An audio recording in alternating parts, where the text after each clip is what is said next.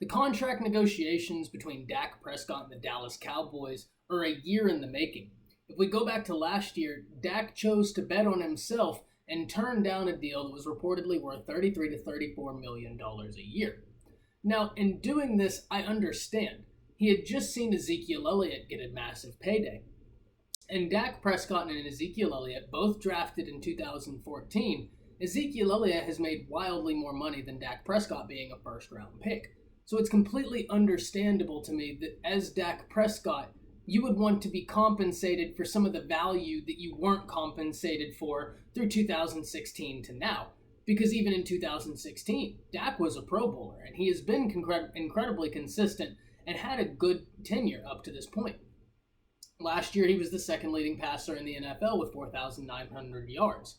So I get Dak wanting a long-term deal, and especially it is his turn. And to his credit, the NFL has this mantra with it that if you are a top 10 guy and you are a quarterback, you're going to either get close to or reset the market with your contract. It just seems to be the way things go. Jared Goff, Carson Wentz, Kirk Cousins got an astronomical deal, all of it guaranteed, and now we're waiting to see exactly what happens with Dak.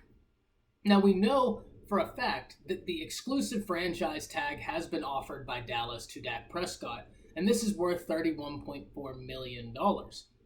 But Dak doesn't seem to want this exclusive franchise tag, and he is looking for something that is more long-term with a little bit more money. Like I said, I understand Dak's positioning. But Dallas has been sending some interesting signals to not only Dak Prescott, but I feel like the rest of the league in what the future of the Cowboys is going to look like. And I feel like that first started in the NFL draft. Now, we need to look at first what the Cowboys did in the draft that was so interesting and understand why it was so interesting. So I'd first like to look back to 2016 when they got Dak Prescott and Ezekiel Elliott. The debate with the first round pick for Dallas back then was whether or not Dallas was going to take Jalen Ramsey in the first round. They needed someone at corner or safety desperately.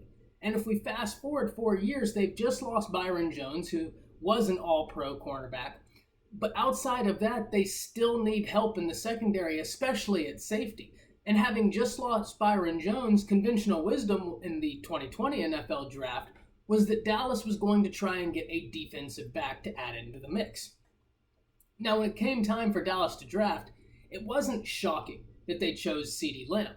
Given that CeeDee Lamb was easily the best player available when Dallas was picking, they could certainly use him. Every team in the league could use a guy like CeeDee Lamb on offense. It just makes you better. Nobody got worse from getting CeeDee Lamb.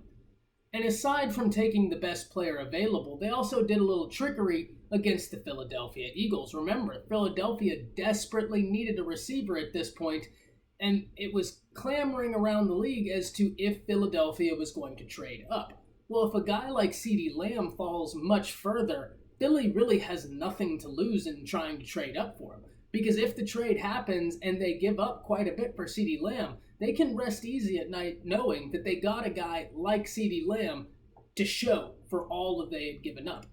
So Dallas kind of nailed it on two fronts there, getting better themselves and then making sure that the Eagles didn't get as good as they could be. Now, the Eagles still got a good wide receiver, but he's not CeeDee Lamb.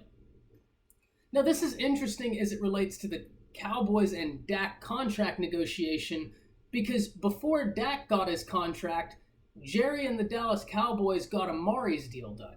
And that was the first sign of things being interesting to me. Amari wasn't drafted by the Cowboys, but we saw when he got there the instant production and the instant change in Dak Prescott, where it was being debated whether or not Dak was the quarterback for the Dallas Cowboys. And when they got Amari, things completely changed. He looked like a different guy. And that's kind of continued. So when Amari's deal gets done, and then they draft a guy like CeeDee Lamb, and they aren't willing to commit to Dak at a long term at the price Dak is asking for, the signal that I get from that is that Dallas is trying to tell the league that we want to be the most talented team. And Stephen Jones has even hinted at things like this, saying in the past that the teams that pay their quarterbacks and reset the market aren't the teams that win the Super Bowl. And I mean, when I hear that, I think back to Aaron Rodgers and him getting that astronomical contract. But ever since, the Green Bay Packers haven't been nearly as successful as that season. They haven't been nearly as talented.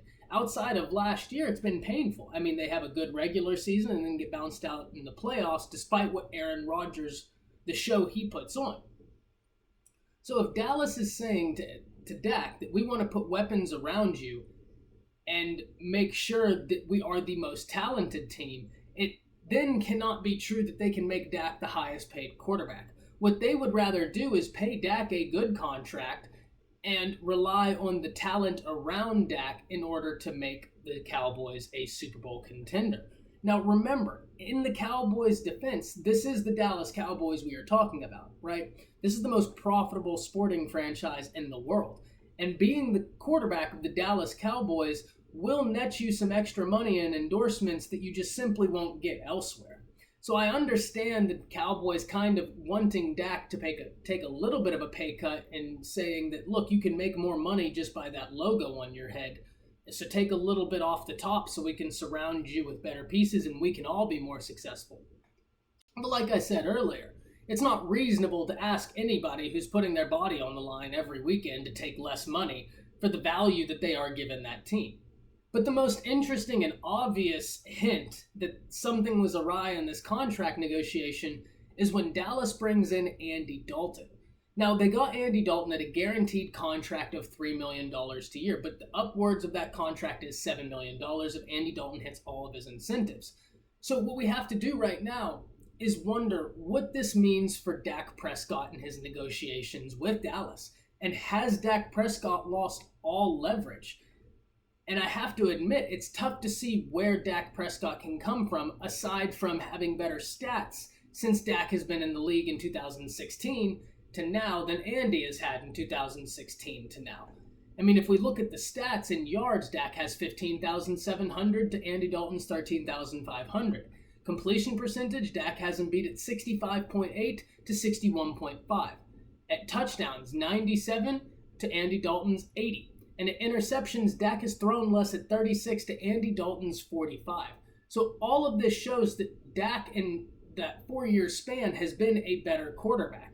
And even if we look at the best year either has ever had, Dak Prescott's best year in 2019, he threw for 4,900 yards. Andy Dalton's best year in his career was in 2013 when he threw for 4,293 yards. Now, Andy Dalton has not had two luxuries that Dak Prescott has had.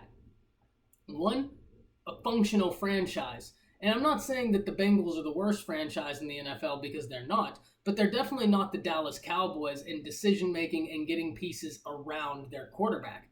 And two is just that, the pieces around the quarterback. I wanted to look at the Pro Bowlers that each has played with, and it's really surprising when you see the difference. In 2019, Dallas had 4, 3 of which were offensive linemen.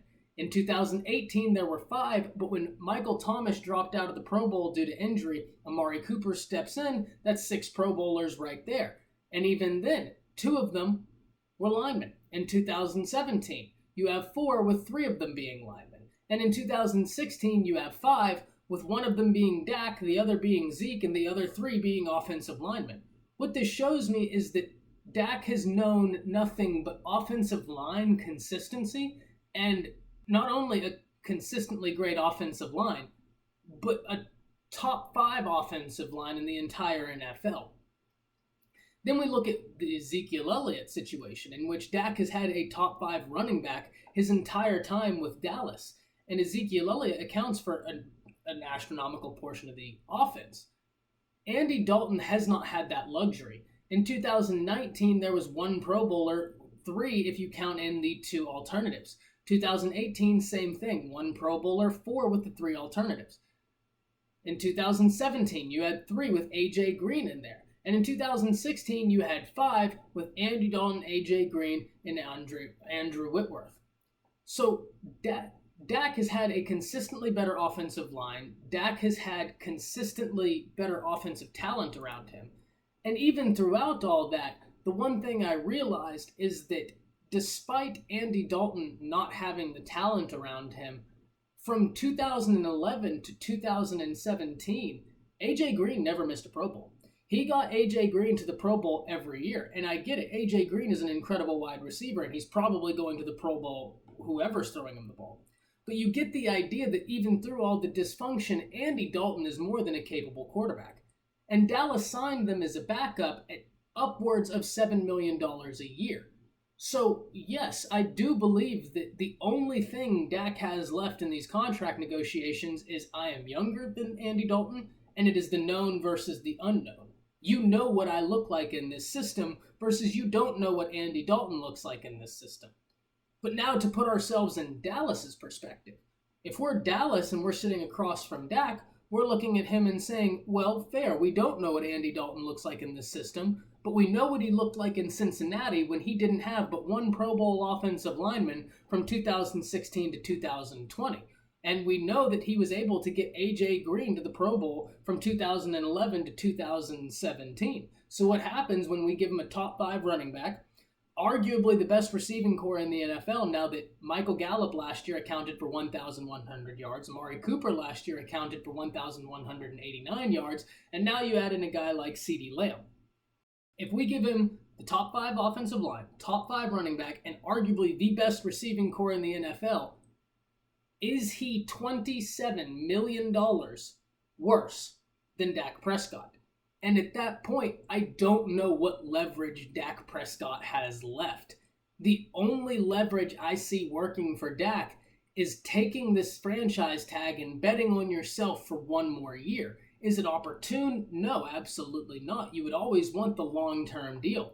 But with Dallas signing Andy Dalton, they hold all of the cards.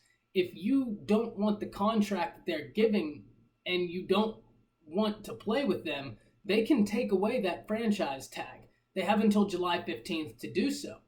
And at the point that they take it away, they can sleep easy at night knowing that they have a capable guy who is still in his prime to be at the helm of their franchise, making $7 million a year. And remember, we opened the video talking about how Dallas has needed secondary help for years.